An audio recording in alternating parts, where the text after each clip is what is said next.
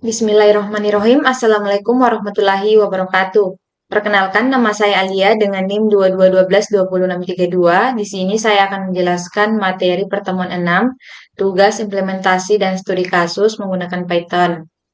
Di sini ada import pandas, di mana import pandas ini untuk memanipulasi data, kemudian NumPy itu untuk operasi matematika dan pembuatan data simulasi.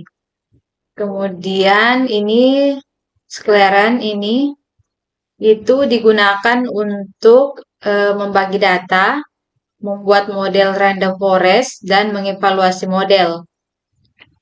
Kemudian skip optimis itu adalah untuk memecahkan masalah optimasi linear. Kemudian di sini membuat data set simulasi. Di sini supplier ID itu ID supplier 1 sampai 9. Kemudian di sini waktu pengiriman dalam hari. Ini skor kualitas bahan baku 0 sampai 1, harga bahan baku per unit. Sini 0 tidak ada risiko, 1 itu risiko terjadi.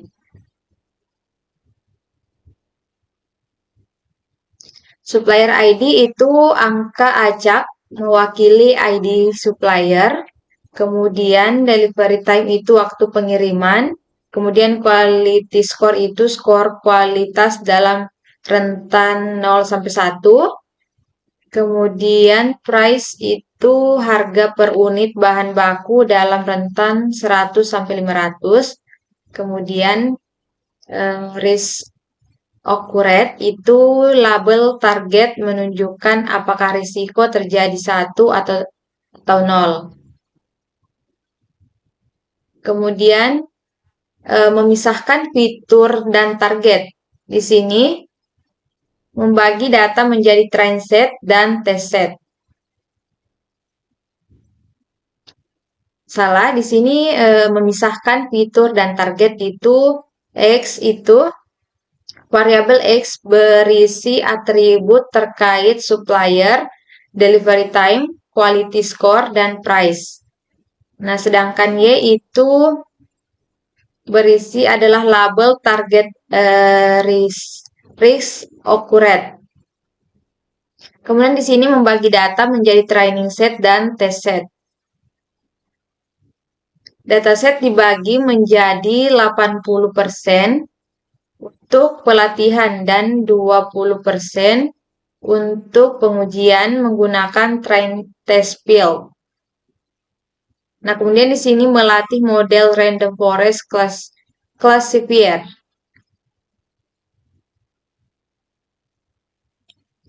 Model random forest dengan 100 pohon ini keputusan dilatih menggunakan data pelatih X-train dan Y-train. Ini. Setelah itu memprediksi risiko pada test set.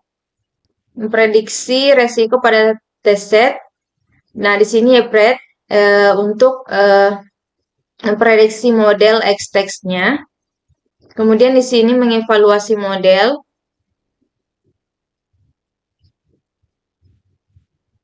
Di sini print aquary itu model dievaluasi menggunakan metrik akurasi dan laporan klasifikasi, precision, recall, dan F1 score.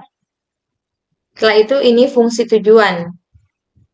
Fungsi tujuan itu meminimalkan biaya mitigasi risiko. Di sini C 10, 20, 30 biaya per unit untuk 3 strategi mitigasi berbeda. Di sini batasan total sumber daya terbatas. A-nya itu total unit yang dapat digunakan untuk mitigasi. Ini 100-nya total sumber daya tersedia. Setelah itu batasan minimal unit yang harus digunakan untuk masing-masing strategi itu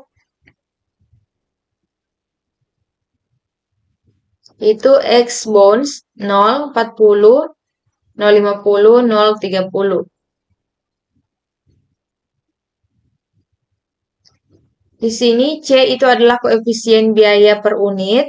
Kemudian A adalah matriks koefisien batasan. Jumlah total unit mitigasi harus 100. Kemudian B adalah batasan jumlah total sumber daya.